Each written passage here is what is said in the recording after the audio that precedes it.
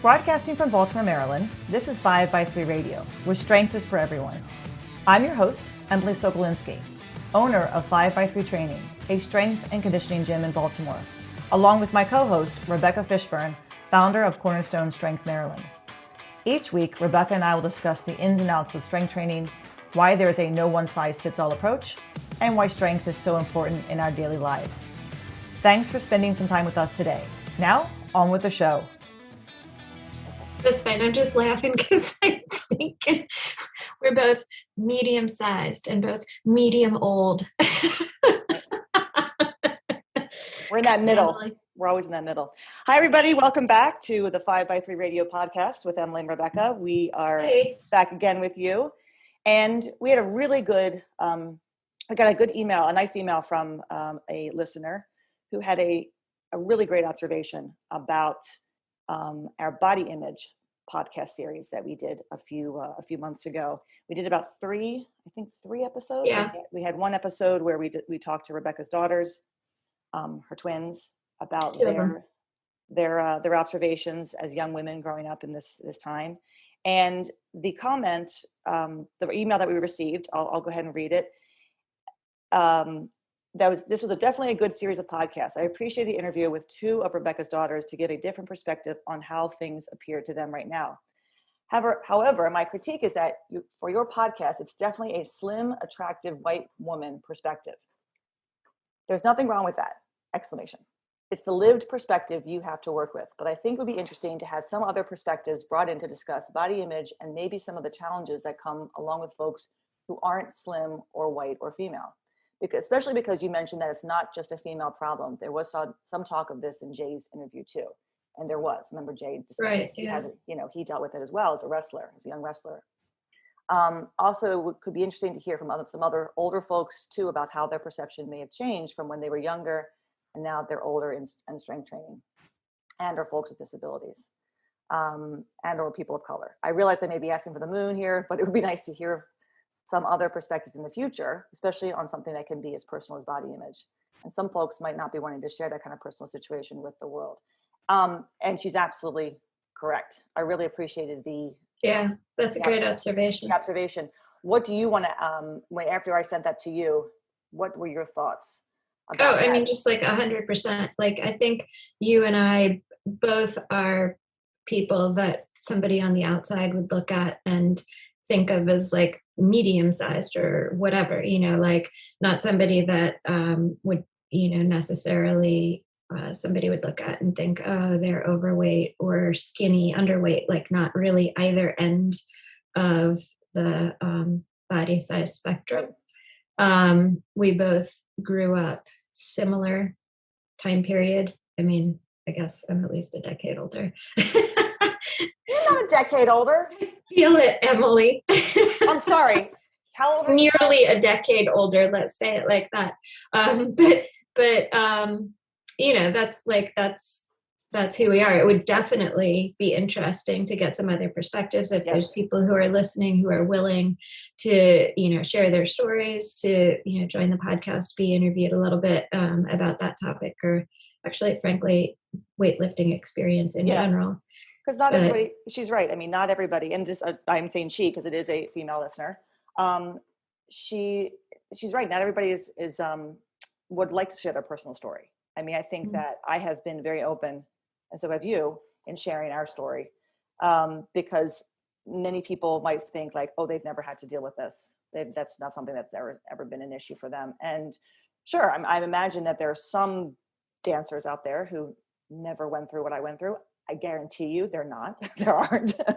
I'm almost positive because it's very prevalent in the dance world. I just read an article that my mom sent me that was published in the New York Times recently about dancers changing their minds about their bodies during the pandemic because they haven't been dancing. They haven't been performing. And some of the ballet dancers are starting to gain weight and like what they're seeing. They're liking their bodies again because they're seeing breasts, they're seeing their hips, they're seeing a womanly body, and it may be just a few pounds here or there, but a few pounds on a skinny a 94, 95-pound dancer who's 5'3" or 5'4" Yeah. makes a difference. So that's been interesting. And I think there is talk. The article mentioned, companies starting to realize they need to change the mindset of what a dancer looks like, what a ballet dancer looks like, especially. Well, I So mean, just as an interesting other aside, sort of along those lines, I was listening recently to the Moth Radio Hour, Mhm. and there was one episode that was called Ski, Po, Spa, and Towers. And one of the stories in there was a woman who was sharing her perspective on body image as someone who, somebody from the outside might look at and think of as being overweight. She described herself as having rolls and back fat and, all the wonderful things her body had done for her in her life, and how she looked at it with contempt and hatred. And it's a similar feeling, but coming from maybe somebody who might fit a different demographic, Right. or whatever. But the point is, we'd love to have people share their stories. Absolutely. along these lines. We can only speak from our own perspectives, and we recognize that those are limited. So we welcome more voices. Yeah, always. I think it was a great observation, and definitely, I mean, it wasn't something that I was not thinking of. I think it was the talk of body image is such a sensitive subject and such a prevalent subject, and many people are very open and want to discuss it, and many people don't necessarily want to talk about it because they. And I mean, I was even saying to you beforehand, there's some things that I didn't share with the group that I didn't really feel like. Right. I mean, because I think, we share as much as we think, and the hope is that it will reach an audience. It will reach people who can stop and say, oh, wow, I didn't realize there are other people who felt this way too. I'm not alone. And I think we definitely came around to what strength training has done for us in regards to how we perceive ourselves and our bodies, and made the biggest difference. And I know it definitely has. The past 10 years, I have not been more happy with my body. Yeah. I really have. I mean, it's taken me a long time, and strength training is the only thing that has made the biggest difference in my life. And then being able to work with so many women of so many body types and help them feel the same way about their bodies. I think it's the two things, right? Yeah. The second thing you said is who you're surrounded with. Yes. And that was the thing Felicia and Sadie were really talking about a lot too. Anyway, we should get to today's topic. Let's do it. No, but I do I think if people have comments, or like we always say, if you've got comments or questions, please, email us. And this is someone who I actually happen to know, and said, I'd like to talk to you. I mean, I said something about the podcast. I said, tell them to talk to me, email me. So she did. So I really appreciate that. So today's topic, we had some really good downloads and good feedback from our last topic, not the most recent one with Ryan, because that just came out, but a couple podcasts ago about, is weight gain necessary to get stronger? Really good feedback on that one. People like that one a lot. Today's topic we'd like to address is going heavy necessary to getting stronger? And as I put the question to Diego emphatically said, no. He goes, end of podcast. That was the fastest podcast we've ever had. But no, there's a lot more to that. But is going heavy, meaning do you adding weight to the bar every single time you walk into the gym to train, is it necessary to get stronger? And it's a simple yes or no. But I think it definitely lends itself to a discussion too. Like, well, what does it mean to go heavy? What's the point of strength training then if you're not going to go heavy? What is getting stronger? What is strong enough? I mean, it kind of, I think it branches off into many, many topics. So what, I'd like to turn it over to you, Rebecca, because there was definitely, we've talked about a client of yours who kind of had a moment in the gym where she said, that's it. I'm not picking that up. Yeah. I picked that up. I mean, I've had several clients, and I mean, I I'm not sure if I'm gonna say this and it's gonna be an overgeneralization, but my feeling at the moment is that it's often my female clients Mm-hmm. who get to a certain point and they just don't really have a lot of interest in lifting something heavier. That's not to say that is true for all women or that that isn't true for men. Right. But my sense right now, as I'm thinking about it, is that it's generally my female clients at a point will say, I don't really need to lift anything heavier than that. And specifically, I did have one female client. I think she's in her 70s, and there was, a certain weight of deadlift that she just didn't want to exceed. And when that showed up in her programming, she told me, nope, I don't want to do that. And I don't need to get any heavier. I'm just doing this because, she doesn't want to be the sick aging phenotype, That's right? right? That's right. And so I do not need to do a 210-pound deadlift. Right. And I'm strong enough for my purposes. And my reaction, I remember when you said, I said, how old is she? And you said 70, was, she's 70 years old.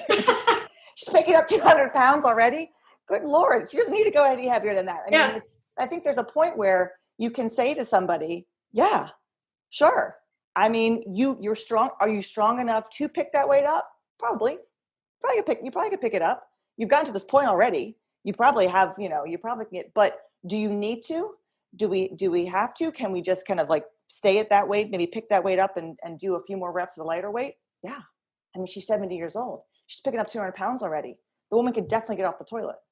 She can definitely walk up and down her stairs. She is definitely above and beyond most, 70-year-olds that we're going to meet. Right. Yeah. I mean, my mom just deadlifted for the first time 142 and a half pounds. And she was just like, I've never picked up that much weight before. It's like, I know, it's a big deal. And she kind of had this feeling of, I can't believe I did that. But do you think she wants to go more than that? It's going to take a lot for me to kind of just get her to stay around that weight now, but there is definitely a pride in, I did that. Do I need to force my 71-year-old mother to now do 145 and then 150? And only if she wants to. Only if she says to me, you know what, that felt really good. I think I can do more. But I like the fact that she comes, she trains, she has a program, she follows her program, she and every single time we're doing a little bit more weight, but honestly, it's a lot more kind of reps. Like I just, I change around the reps and the sets. And I think that's really, if we want to go back to, okay, so do we have to lift heavy in order to get stronger? And the answer is no. So what do we do then? Well, so what you're describing though, where you say more reps or maybe a little bit more weight at the back offs or, something like that, you're still describing the principle of progressive overload. Absolutely. Right. So that's how a person is going to build strength, how they're going to adapt. When you start out with your starting strength linear progression, the one variable that changes is the weight on the bar. Absolutely. The reps and the sets all stay the same. So I think, it's probably easy to get into the mindset that is the only variable that changes in order to get strong. Right. But once you get to a certain point with a linear progression or you've gotten, strong enough, there are other ways to continue to apply the principle of progressive overload without it always having to be a heavier top set. And I think that's you having to educate the client, if it's a client of yours that you're training. The person who's strength training should question. I mean, I love it when my clients ask me questions, about, well, why, what happens when, what happens if, and I can give an answer. And I explain to them, you're not going to be able to keep adding 5 pounds every time at the bar. You can't keep adding 2.5 pounds. That's okay. It doesn't mean you're not getting stronger. It doesn't mean you haven't made progress. Or if I changed the rep scheme from 3 sets of 5 to 4x4. Well, there's like this panic of, well, I can't do 5. I'm like, there's nothing magic about 5. Yeah. It's a number. It's not 10. It's not 1, because we're not powerlifters. So it's 5, but I don't care if you do 4. Can you do 4x4? If we can do 4x4 and the weight keeps going up and your technique, your quality of movement is good. Like basically with 4x4, I know you have another rep left in you. So we're not grinding out every single set. Your quality of training will get better. You will stay, healthy. You won't, as you're pushing heavier weight, you're easing off on a little bit of the reps. So we're, changing that a little bit, but the progression is still, you're still going up. Or if I tell them to do a top set and then back off, again, it's not that you're weak, but over time, you just can't keep going heavy. Your body will react to that negatively, right? I mean, we've all wear and tear, excessive fatigue. We've all felt that.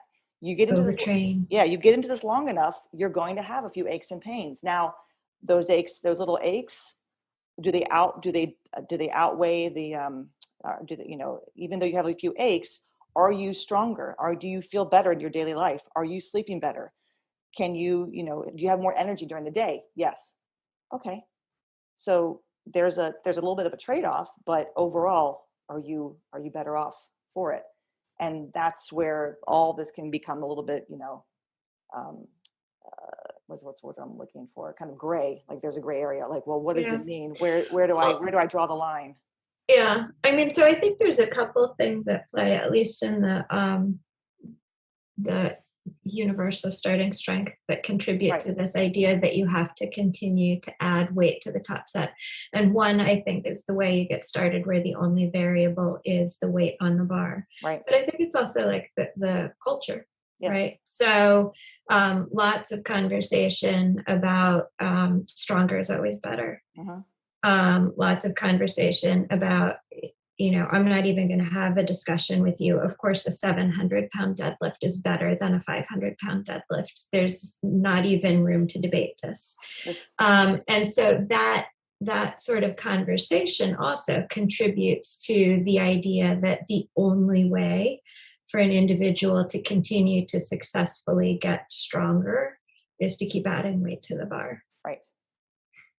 But what happens to that person who wants to keep adding weight to the bar? Going back to your 700-pound deadlift, because Diego just mentioned that to me, earlier. He said, he said, sure, would I love to deadlift 700 pounds? Yeah, great. If I could, if that was, in the works for me, but what do I have to compromise in order to get to that place? Yeah. I've got to gain at least 100 pounds.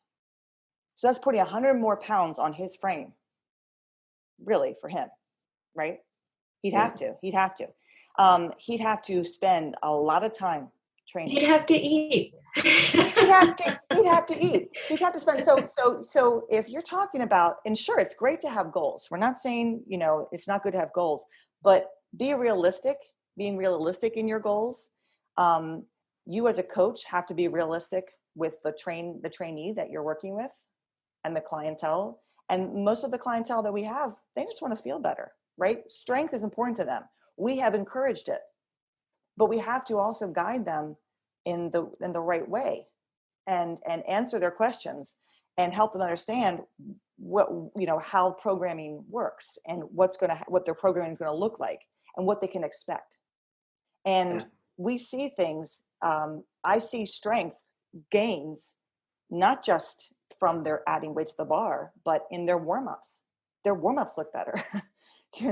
Their volume days, like they're banging weights that used to be a grind for them. And now there's a back off. Now it's easy. And they don't necessarily see that until I point it out to them. That's where the progress is happening. That's how I know they're stronger, because they're recovering faster in between their sets. They're resting less. They don't have to rest as much. They don't need to.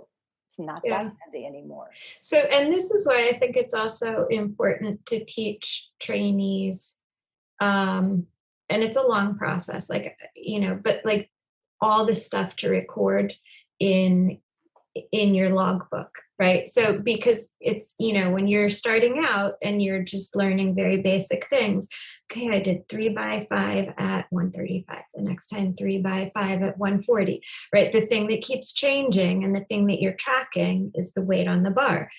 But as you get more advanced in your lifting, it's important also to be keeping track of rest time between work sets. Absolutely. Did I just do the exact same weight that I did 2 months ago, but I only had to rest 4 minutes in between instead of 5 minutes? Okay, that's a sign that I have gotten stronger or I've adapted positively. That's right.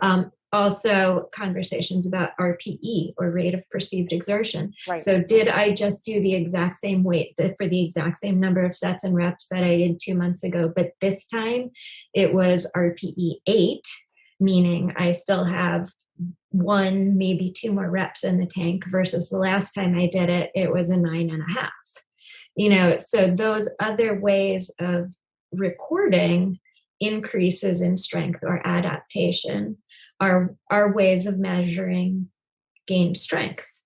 And I don't have, in your case, not absolute strength, right? No, that's the weight on the bar, but other ways of understanding your progress. I haven't had anybody approach me just yet, or at least I can't remember. God, we're going on 10 years now. Wow.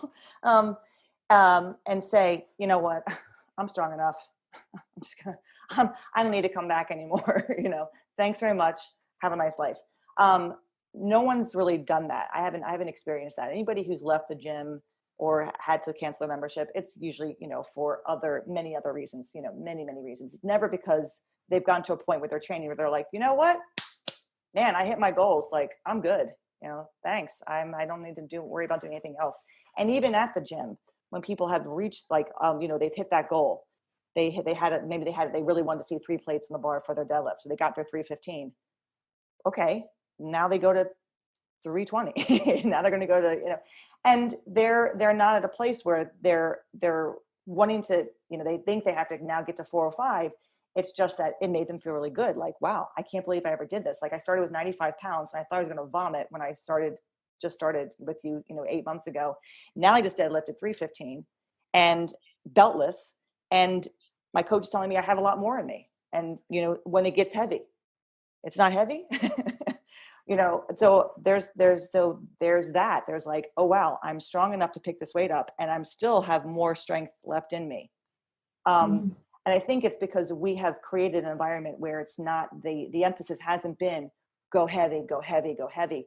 We've adjusted his program. So he comes in, he's recovered from his days, from his, his training days, because he hasn't been beating himself up, because he's understood. Now I have a different program. It requires me to ebb and flow my volume. I have my heavy days. I have lighter days. I see why they're doing this. I understand the process. I haven't had anybody say to me, I'm good. I'm just going to stay here. But I have. And you have. And that's it. And that's what's interesting is you have. And I guess in a sense, it's if they haven't, maybe if they've said it or they haven't said it, but I acknowledge, like, one of my clients, she's 70 and she deadlifted 167 pounds, a couple weeks ago, and it was for a triple and it was heavy. And then the next week we tried to do 2 triples and it was, we knew I'm like, she can't go up from there. So I said, okay, you know what? We're going to adjust, pull a heavy single, go down and get some volume at a lighter weight. That's still relatively heavy. And then the next week she pulled the single again and it flew up. And she looked at me. I said, that was fantastic. Okay, great. She goes, well, can I do it again? I'm like, no, your program is 1 top single and now we're going down. She goes, well, how about next week? If I feel really good, can I do a double? I said, sure. But see, she recognized that it was easier. Whereas a couple weeks ago, she looked at me and was like, that was heavy. And that kind of that face of like, don't think I can do any more than that. But then, a couple weeks later, that felt really good. I think I can go up. So there's the lifter who at first kind of balks about like, wow, it's getting really heavy. And then you adjust the program and they understand why you've done that. And now they're ready to do a little bit more. I think it comes down to the person. And then also you as a coach trying to kind of educate that person to, where the program is going and why I'm taking you there and what we can expect. And it's okay when you have days that don't feel so good and days when you really feel good. And it's gonna, it's gonna ebb and flow. So I know that kind of lets a little bit of a roundabout what I just talked about, but I think it's so individual too with the person, and knowing the person too. I think you as the coach trying to kind of get a feel for what can I do with this client to help them make progress, but not push them beyond where maybe their comfort level is until they kind of see until they see it for themselves. Yeah. So, I mean, some of that is complicated in terms of like, you're talking about an in-person coaching situation, and I'm talking about an online coaching situation. There's that so too. You have a person with you in the moment. And I mean, I do that with clients too, where I'm like, I don't like the way that rep looked or those last 2 reps, like these are deteriorating quickly, rack it. Right. And I will say that to a person in the middle of a set sometimes. Yep. Because something is not right. Yep, as you should. Yep. But when it's online, it's hard. You're getting your video after the fact. Yeah. If somebody has an off day, RPE is really high, they're losing their buy-in as a result. The numbers are already written. You don't find out about that until later. Right. So, I mean, that's a little different situation too then. Right. But I think I think for the online client, it's tricky. It's almost like you have to tell the person, look, this is the number. However, if you get to a point and that on the training day and that number isn't going to happen, here's how I want you to adjust it. Here's an option for you. Now, someone like Ryan, who's been training for a long time, is coaching himself now. Like last week, he had a rough, there was a day where they were at the car dealership. He'd missed 2 meals. All they had was like a frozen burrito. Like he was a mess. His deadlift sucked. His squat sucked. Everything was just like, because he was mentally exhausted and emotionally and also he hadn't eaten anything. So he adjusted. He knew what to do. The program called for this number. Well, he wasn't going to hit that number. He did this number instead. And his training was fine. He got a day in. It was one of those punch the clock days, live to fight another day. Your goal is not strength right now. Your goal is this. And it was one of those days you still got your training in. So he still felt better, but he knew how to adjust it himself. That's somebody who's been training for a long time. Someone who's brand new might need a little bit of, hey, this is what I saw last week. Maybe, if the number's a little bit, here's an alternative. Here's and that can be tricky too as a coach online, because maybe last week was fantastic and you think, okay, add 5 pounds and you don't need to give them any, adjustments before you see them again. That's the hard part of, getting the videos right after the fact. But then if you see that, you can, as a coach, can say, okay, next time this occurs, here's an option I want you to think about,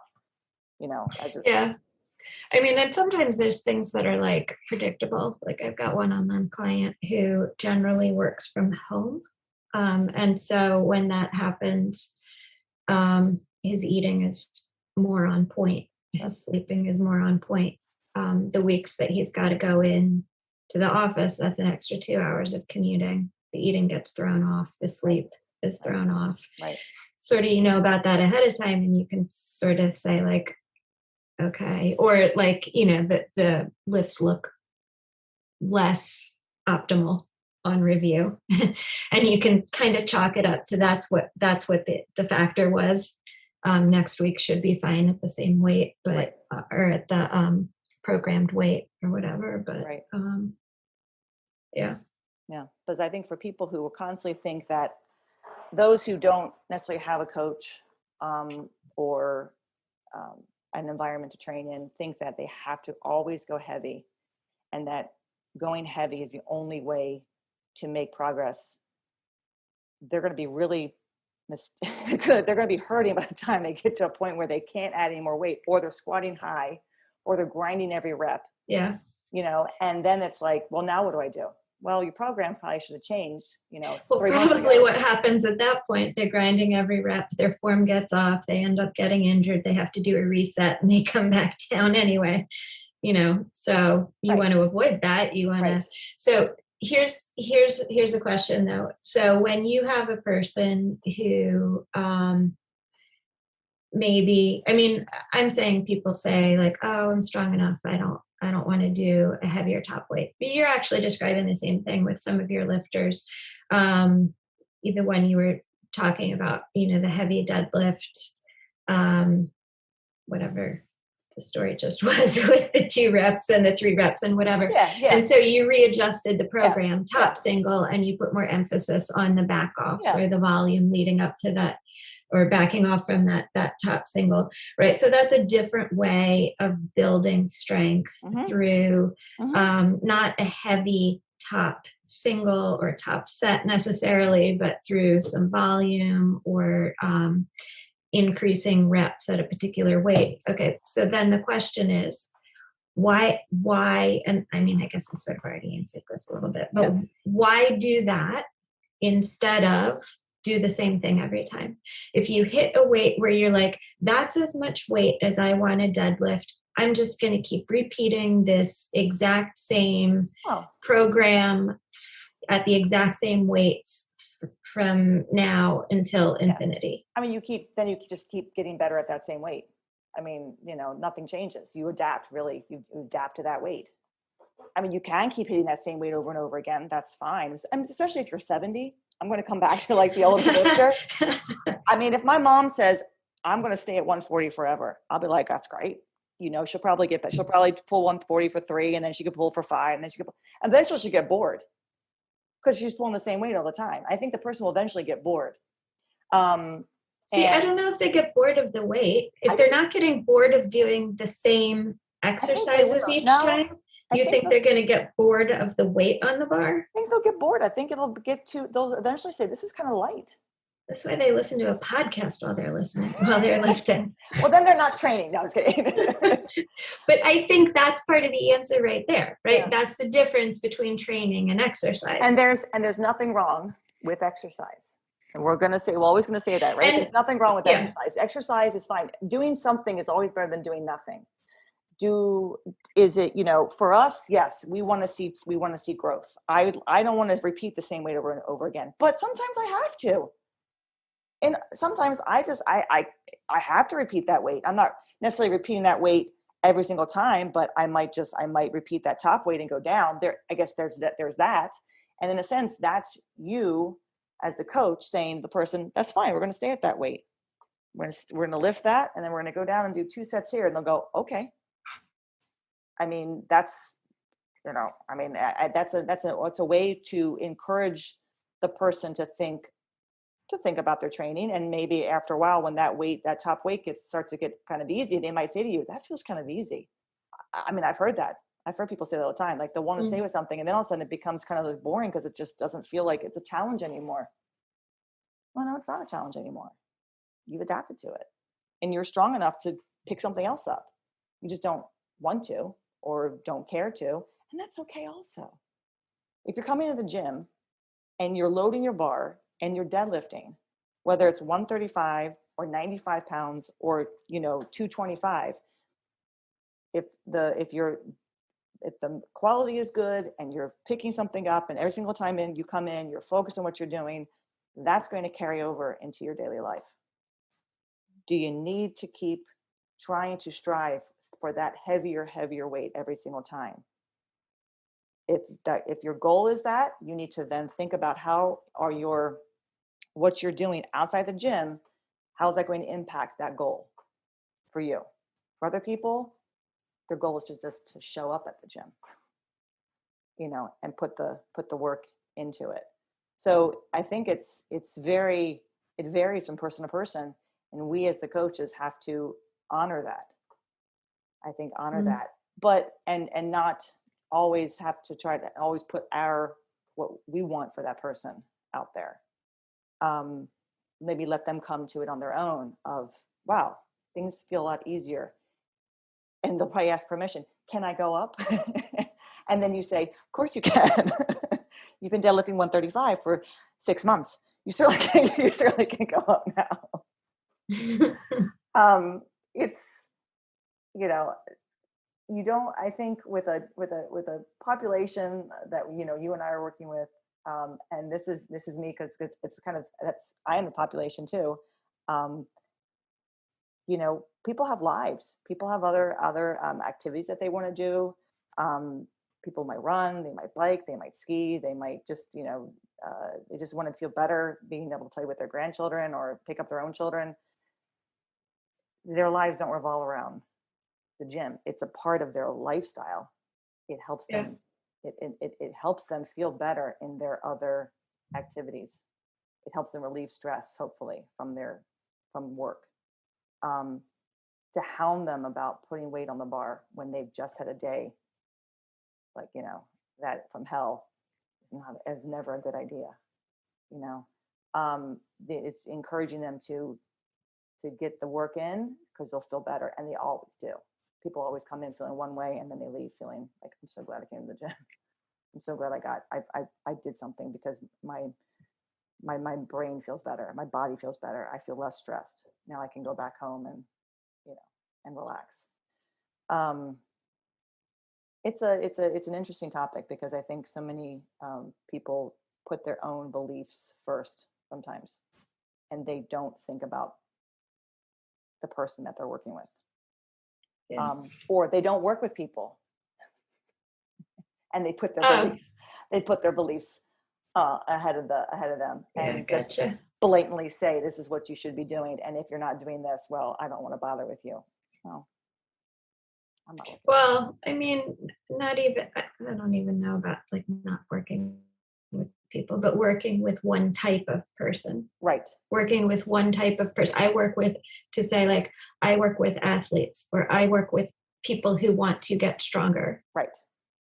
You know, I work with people who always want to put an extra 200 pounds on their deadlift or whatever, you know, like, okay, what if you get somebody through your door that's not that person? And we always do. I mean, you then know, is your answer, I don't work with you? Yeah. I mean, one of my clients, she came in last week, and it was pretty busy at the gym, so she couldn't grab one of the racks with spotters. So she was squatting at the squat stands, and I looked over, and she was squatting there with, you know, nobody spotting her, and she was out. And I thought, that's a lot of weight on the bar for her. So after I finished working with the person I was working with, I walked over and I said, hey, how you doing? You're looking good over here. And she said, okay, so I'm just doing 5 pounds less than what I did last week, because, you know, she was nervous, you know, and she wasn't at the power. I said, you're just doing 5 pounds less. She said, yeah. I said, that's not that much less than what you were doing last. But she thought, was that okay? I said, of course it's okay. You're over here at the squat stands squatting without any, you know, and you just, you know, you're doing it, and you decided for yourself that 5 pounds less was more doable than, which in my mind, it wasn't. It was, you know, practically the same, but in her mind, it was. I totally get that. Like I was telling you earlier, that is my current training situation. I have squat stands in the basement. They do not have safety arms. Right. So there are squat numbers that make my head implode, and that I will not squat in my basement, because like, what am I going to do? Ask like my little 15-year-olds to work in tandem and be like, can you catch the bar if it falls? I told her, if I can't come back up, grab the plates. I was thrilled. I was so proud. She said, is that okay? I said, of course it's okay. I don't care if you go down from last week. I mean, no, again, it wasn't like, no, you must go up 5 pounds today. You should have squatted what you were supposed to squat. You didn't do the program. No, you're doing the program. You actually hit a PR rep of 4 reps. Last time you did that weight, you did 3 reps. I'm thrilled. You know, she goes, yeah, because 5 seemed a little bit, you know, she probably could have done the 5th one and it would have been fine. But in her mind, it was like 5 was too much, 4 was just enough. She still did 1 more rep than she'd done before. So it was, so again, showing someone like, look how much stronger you are. Look at where you used to be. Look at where you are now. Yes, it's absolutely fine that you adjusted your program. You're learning. That is someone, that's an independent lifter. That's someone who, she adjusted her program due to the environment, due to the setting that she was in. She wanted to make sure she hit her reps. She kept the reps to a number that she knew she could hit for, you know, quality. And she she wasn't freaking out about, the fact that there was no one around her to, to spot her, and she didn't have the spotter arms, and she's only used them like once anyway.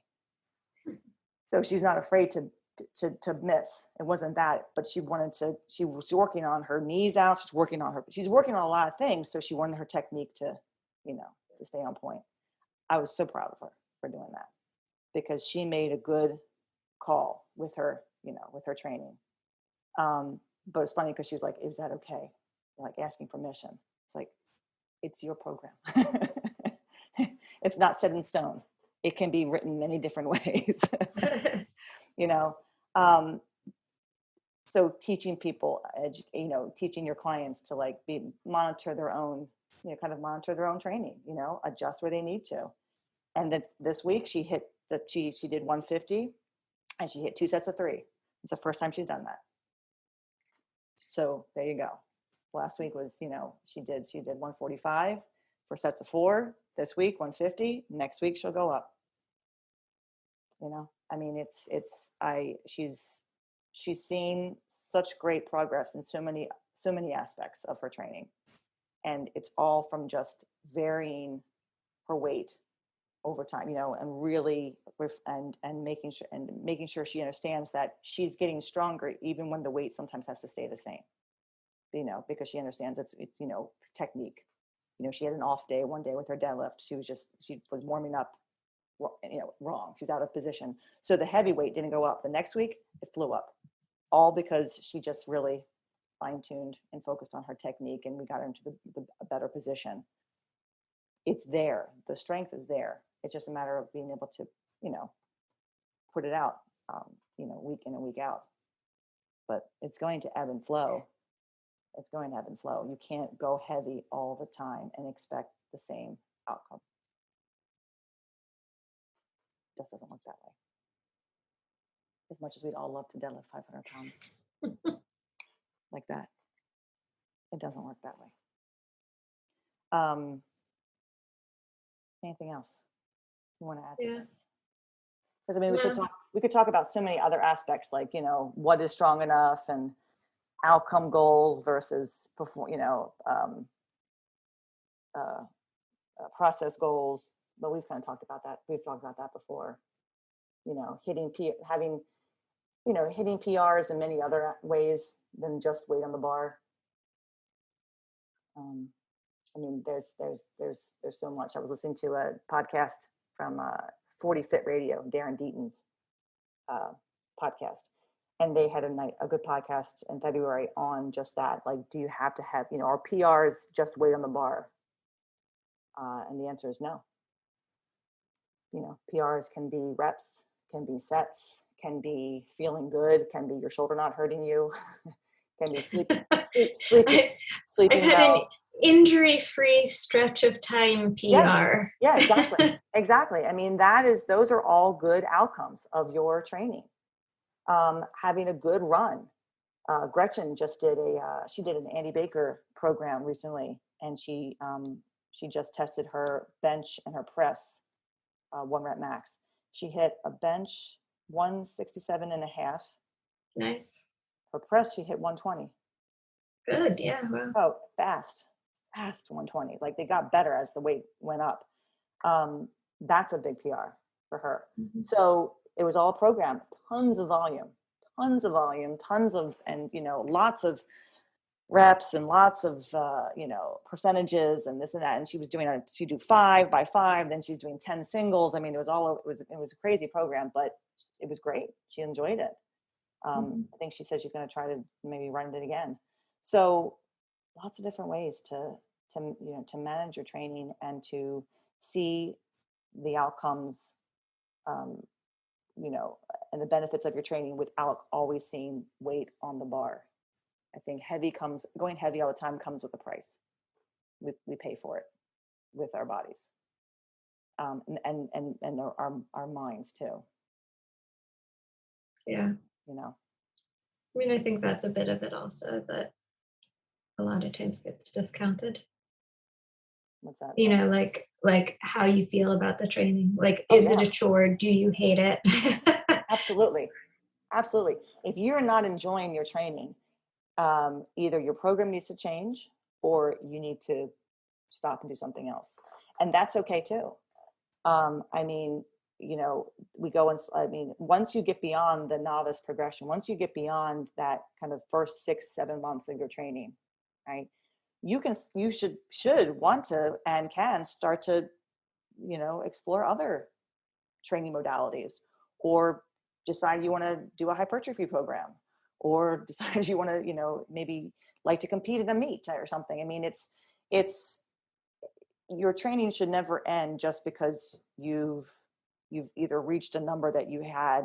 And if you are only goal oriented, you're going to, I think you're going to get more frustrated with your training if you're constantly reaching for that number and you don't hit that number immediately. And, Well, or at least if you're not able to differently envision right. the outcome, Right. or the product versus Right. the process, right? So right. I think most of my clients, and I'm sure, and hopefully yours too, enjoy the training, enjoy what they're doing, see the benefit of it in other aspects of their life. I think mine do. One of my ladies just hit 185 for a set of 5 for a squat, 15 pounds later than she was the last time she hit that weight. yeah, I mean, I guess the thing too, though, Emily, is it's not always like the thing that you enjoy in the moment. Oh yes. Right, like when you're talking about, hopefully your clients, my clients, whatever, enjoy, like I think for a lot of people, some people anyway, what they enjoy is how they feel in their regular life. It's sort of like the difference between like taking your medicine, or, you know, having, you know, the benefits of the medicine, you know, Right. just that kind of. Right. I'm not expressing that well. I'm thinking of like the cod liver oil or something. Yeah, Tastes but I mean, disgusting. I think that I mean, if, you know, hopefully what they're doing at the gym is meaningful to them. Hopefully the program that they are is something that they want to be on. And if they don't, they need to express that. They need to say, you know, I'm getting bored, or I have a different plan, or can you help me figure out how I can make this more beneficial to me? Or maybe they wanted more conditioning, and they've been doing a lot of, and they've been working for a while. They've been working for months and months, and now, sure, you know, let's do some conditioning. Do you have something coming up? Is there something that's going to coming up that you need to be more, you want to do a little bit more cardio? Sure, we can add that to your program. What do you want? I had one of my guys say to me, I think I can come in more often. I said, okay, tell me what you'd like, and we can put together a program for you, because he was busy with work. So we put him on a program where he would just kind of get in, get some work done, leave. Like it was like in and out. Now he's got more time. He wants the program to kind of beef up a little bit. So we beefed it up with a lot of, bro stuff, because he wants to get bigger for the summer. So we're going to do that. And he loves it. I gave him the program, and he was like, this is great. I mean, it was similar to a program he's been on already, but definitely had a little bit, there was more of a purpose now for what he was doing. All over it. He's all over it. But he was also very upfront, and I worked with him at the time. He needed something to get him in, get him out. Now he's more focused on his training, and so much so that he wants to now he needs to buy a belt. Wasn't interested in a belt before. Didn't really need it. He wasn't really training that intensely because of work. Now he's got the time, and he's investing himself in it. Again, he came to me. We put together something then. We put something now. In a few months, he might need something else. That's kind of what I want to do with my clients. There, he's going to get stronger. He's going to get stronger now because he's got the time to focus, and he's also going to hopefully, meet his goal of building a little bit more upper body. I think we kind of, sort of. No, the answer is no. It was a short program. Yeah. Took us an hour to get to. I think that's because we spent 20 minutes talking about body image at the beginning. Well, no, it's okay. That's all right. It's okay. But I think the takeaway, of course, the takeaway is, as we always say, it's very individual. It's very client focused, and you as a coach should be able to address that person's needs and answer their questions as to, well, do I have to? And the answer is no. And let's figure out something that's going to give you what you need and be beneficial to you. And whether you're in training or whether you're exercising, because training is exercise, it's, if you're making progress and you're making progress in the gym and outside the gym, that's what matters. Yeah. I don't know. I mean, I'm just thinking, you're saying making progress, and that gets to me, that gets to training. You're talking about training. We sort of innately talk about training, but just to kind of circle back to the idea that you said earlier, exercise with lifting is okay too. Like when you guys were moving and Diego wasn't eating and he was coasting on his training. I mean, essentially to me, that's a period of time during which someone might like exercise their lifts in order to maintain what they have, but they're not necessarily progressing in any meaningful fashion. And sometimes life calls for that. That's worse. He's doing that right now. He's been working on the house where he's busy this past weekend and the weekend before, doing some home housework, and it was exhausting. I mean, it was physically demanding. I mean, there was a day on a Sunday. Where was I? It's upstairs. I think we were podcasting. Oh, with Ryan. And I come downstairs and he's like, "Can you pick up the food for me? I haven't eaten." I was like, "Of course I'll go get lunch."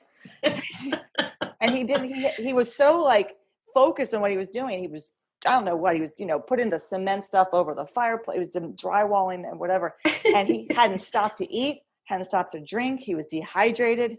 And I'm thinking, this is why you can't put weight on, man. Like, so he's been just getting in and doing his program, that he has, but keeping the weights to a place where he can recover. So the next time he comes in, he can do something else. And said this week too, he goes, "This week I'm just taking it easy." And his taking it easy is, yeah, I can imagine 2 hours of, 2.5 hours of work for Diego. So he needs Craig. Thank goodness there's Craig there to kind of talk him off the ledge. That's funny. I think they do that for each other, don't they? They have to. They have to. Diego's like, "What are you doing? What's your squat look like that?" "Well, my knee just popped." "Well, you might want to stop." "Well, no, let me try these shoes. These shoes might work better." And I'm like, oh my God. So, but yeah, I mean, you're going to have, have days and weeks where, if something's going on, you get in and you train. And Darren was saying this in his podcast where someone mentioned to him, "Oh, you're still squatting heavy. You're squatting, 300. And Darren was like, "Well, 300 for a 200-pound plus guy is not, that heavy, especially he's lifted heavier, he's been training for a long time." But there are days, weeks where that's about what he can do. He has his ranch, he has his horses, he has other activities going on. He likes to train. He said, "I enjoy training. I enjoy squatting heavy. I enjoy not squatting heavy, but that's my enjoyment of getting in, moving the weights, feeling good, moving, whether it's 300 pounds or 405 or just a light squat day, just to kind of groove my body, keep the joints feeling good."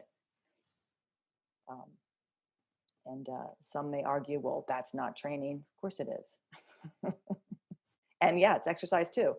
I mean, exercise is training. Training is exercise. And I think sometimes we have to get out of that, dogmatic thinking of, there's a right way and a wrong way. And sure, is there I don't want to say there's a better way, or is there, I tell people like, using the barbells gets stronger faster, full body, yada, yada, yada. But there's nothing wrong with, working with your dumbbells or working with your kettlebells to complement your barbell training. I think there's a place for all of that. So I think we'll end there. with our topic. I think there's a number of topics within that topic that we could always, touch upon, and probably will when we think back to this. Or I'm sure Diego will have comments. Maybe other people will too. Maybe other people will too.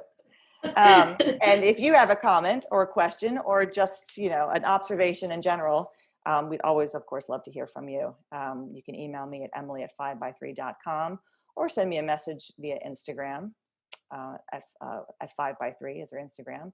Rebecca is at cornerstonestrengthmaryland.com. So get in touch with either one of us. And as those of you who have been listening to the podcast, Rebecca, as you know, she's mentioned, she does online coaching as well as in-person coaching. But you can definitely reach her via her website, and also I guess you can find you through the Starting Strength online coaching website too. Correct? Yeah. Contact us. Contact Rebecca. We'd be happy to work with you. And to remind everybody that we have a barbell workshop coming up in April. It's April 24th to 25th. It's a day and a half. 4 lifts: squat, bench, press, and deadlift. And lots of lecture to go along with that. But it's a day and a half of lectures and practical work. Love to have you join us. You can visit 5by3.com, our website, and look for the blog post about the barbell workshop and learn more about that event coming up April 24th and 25th, 2021. Thanks, everyone. Have a great week. And we look forward to getting another podcast out to all of you and hearing from you soon. Thanks, everybody. Yeah. Take Bye. care. Bye. Thanks for listening to 5by3 Radio with Emily and Rebecca. If you like our show and want to know more about 5by3 training, please visit us at www.5, that's F-I-V-E, the letter X, the number 3.com. You can also find us on Facebook and Instagram. To learn more about Rebecca, please visit her website, cornerstonestrengthmaryland.com. Thanks for listening and have a great week.